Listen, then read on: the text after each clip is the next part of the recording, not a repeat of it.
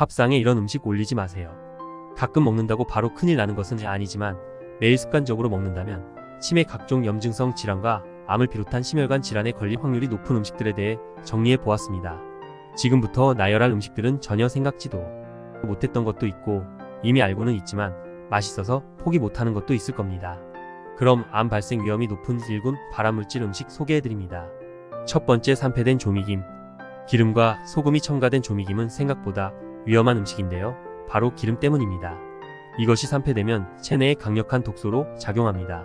직접 사는 것도 문제가 될 수 있지만 더 위험한 것은 직접 집에서 기름을 발라 굽는 것입니다. 대부분 이용하는 들기름의 경우 발연점이 매우 낮아 뜨거운 조리용이 아닌 무침용 등에 적합한 재료입니다. 들기름으로 김을 굽고 방치해두면 쉽게 변질될 수 있어 먹고 남은 김도 상온에서 10일 이상 보관할 경우 산패가 10배 높아지니 주의해야 합니다. 두 번째, 참치, 연어. 인간에게 특히 해로운 메틸수는 참치회나 연어회에 다량 함유되어 있어 임신한 사람의 경우 태반까지 침투해 아이에게도 치명적입니다. 식약처에서도 참치, 연어, 고등어 등과 같은 생선은 일주일에 100g 이하로 섭취할 것을 권장하고 있듯이 수은이 들어오면 암, 치매를 유발하고 난치질환과의 연관성도 높은 것으로 알려져 있습니다. 세 번째, 대표적으로 가공육이라고 하면 소시지, 햄, 육포, 통조림, 고기 등이 떠오르는데요. 역시나 1군 발암물질입니다. 육류의 가공 및 훈제 과정에서 많은 첨가물이 들어가게 되는데요. 이때 애니트로소 화합물, 헤테로사이클릭 아민, 벤조피렌 같은 발암물질이 만들어지는데 이로 인해 정상세포의 돌연변이가 생기고 암으로 발전하게 되는 것입니다. 의사들조차 잘 먹지 않는 음식이며 미국 암 연구소의 보고서에 따르면 가공육 섭취는 대장암의 위험을 높이는 확실한 위험 요인이라고 경고하고 있습니다.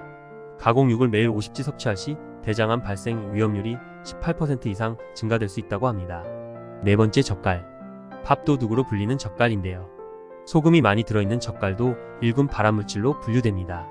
젓갈 속 단백질과 소금의 아질산염이 만나면 니트로사민이라는 발암물질이 만들어지는데 더 문제가 되는 것은 붉은 빛을 내는 발색제로 첨가되는 아질산 나트륨입니다. 이 첨가물이 단백질과 결합해도 니트로사민이 생깁니다. 젓갈을 즐겨 드시는 분들이라면 꼭 첨가물이 없는 제품을 고르시기 바랍니다. 몇 번 드셨다고 해서 암이 걸리는 것은 아니지만 발생할 확률이 높아지기 때문에 주의가 필요하다고 할 수 있습니다. 다섯 번째, 곱창, 대창. 1인분당 640칼로리에 해당하는 곱창이나 대창은 살을 폭발적으로 찌게 하는 대표적인 음식인데요. 40-50%가 지방으로 이루어진 기름 덩어리라서 살이 찌게 할 뿐만 아니라 혈관을 틀어막고 암을 일으키는 요인이기도 합니다. 가끔 먹는 것은 좋지만 즐겨 먹는 사람이라면 이제부터라도 섭취 횟수를 줄여나가는 게 좋을 듯 합니다. 여섯 번째, 인스턴트 수프. 탄수화물 덩어리이기 때문에 영양학적인 밸런스가 좋지 않고 특히 성장기 어린이나 청소년들에게 식사 대용으로 주는 건 정말 좋지 않습니다. 빵을 찌먹어 먹는 건 더 최악의 조합입니다.